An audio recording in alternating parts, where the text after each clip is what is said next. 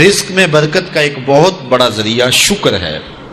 ارشاد فرمایا لَإِن شَكَرْتُمْ لَأَزِيدَنَّكُمْ، اگر تم شکر کرو گے وہ تمہیں اور زیادہ عطا کرے گا، اور اگر تم شکر نہیں کرو گے وَلَئِن كَفَرْتُمْ، کفران نعمت کرو گے، إِنَّ عَذَابِي لَشَدِيدٌ، تو پھر میرا عذاب بڑا سخت ہے۔ رزق کے اضافے کا ایک اور بہت بڑا سبب انفاق فی سبیل اللہ ہے۔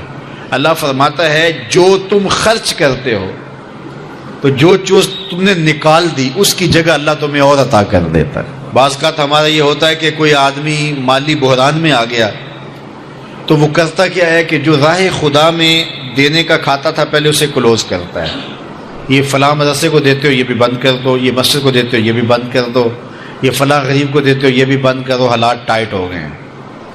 لیکن 5 گاڑیاں ہیں تو 2 گاڑیوں پہ گزارا کر لیا جائے، پیٹرول بچے، یہ نہیں ہو سکتا۔ گھر کے لچھن وہی ہیں لیکن بند کہاں سے کیا؟ جہاں سے رزق آنا تھا۔ ہمیں تو یہ حکم دیا ہے جب رزق تنگ ہونے لگے صدقہ دے کے رب سے کاروبار کر لو، صدقے سے تمہارے رزق میں اضافہ ہوگا۔ یہ رب کا وعدہ ہے اور اللہ کے وعدے جھوٹے نہیں ہو سکتے۔ رزق کی برکت کا ایک اور بہت بڑا ذریعہ النکاح ہے۔ فرمایا اگر تم نکاح کرو گے تم فقیر ہو وہ تمہیں غنی کر دے گا۔ لوگ کہتے ہیں بچہ پیروں پہ کھڑا ہو لے تو پھر نکاح کریں گے، اللہ کہتا ہے تم نکاح کرو ہم پیروں پہ کھڑا کر دیں گے۔ ہمارا فلسفہ اپنا ہے، اس کا حکم اپنا ہے۔ وہ کہتا ہے ابھی تو یہ اپنے لیے نہیں کماتا تو جو آئے گی اس کو کہاں سے کھلائے گا؟ میاں جس نے آنا ہے اس نے اپنا رزق لے کے آنا ہے۔ تو بچوں کی شادیاں کرو، اگر وہ جوان ہو گئے رزق نصیب ہوگا۔ اپنے اہل خانہ کو نماز کے حکم دینے سے رزق بڑھتا ہے، کیونکہ جو صبح کا وقت ہوتا ہے یہ رزق کے بٹنے کا وقت ہوتا ہے، اور جس گھر میں صبح کے وقت لوگ سوئے ہوئے ہوتے ہیں وہاں بے برکتیاں ہوتی ہیں۔ تو طلوع فجر سے لے کر کے طلوع آفتاب تک اپنی اولاد کو، بیوی کو، بچوں کو نہ سونے دیں۔ اس وقت رزق بٹنے کے لمحے ہوتے ہیں۔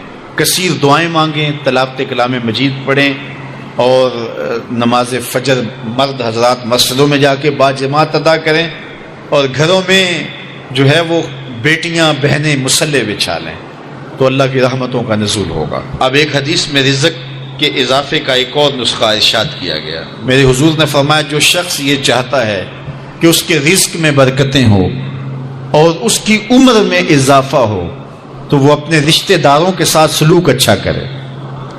رشتہ داروں کے ساتھ اگر اچھا سلوک کرو گے تو پھر تمہارے رزق میں برکت ہو۔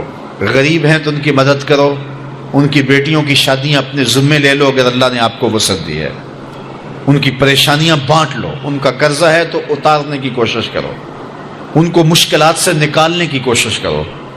تم ان کو مشکلات سے نکالو گے اللہ تمہیں مشکلوں سے نکالے گا۔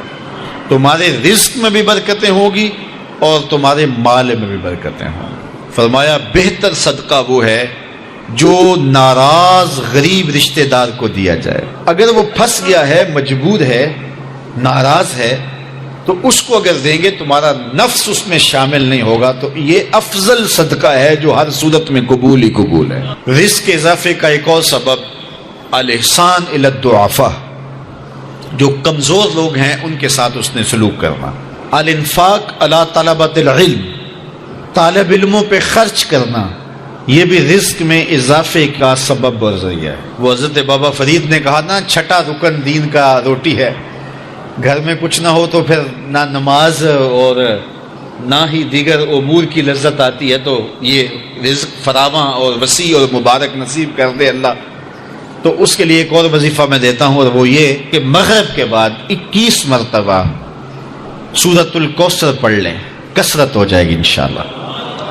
اول خدوشی پڑھ لیں، 5-7 منٹ لگتے ہوں گے، تو سورہ کوثر 21 مرتبہ روزانہ مغرب کی نماز کے بعد پڑھیں، اور اگر بہت زیادہ مسائل ہیں تو ہر نماز کے بعد پڑھ لیں، تو انشاءاللہ آپ دیکھیں گے کہ گھر میں برکتیں اترتی محسوس ہوں گی، انوار کا نزول ہوتے محسوس کریں گے۔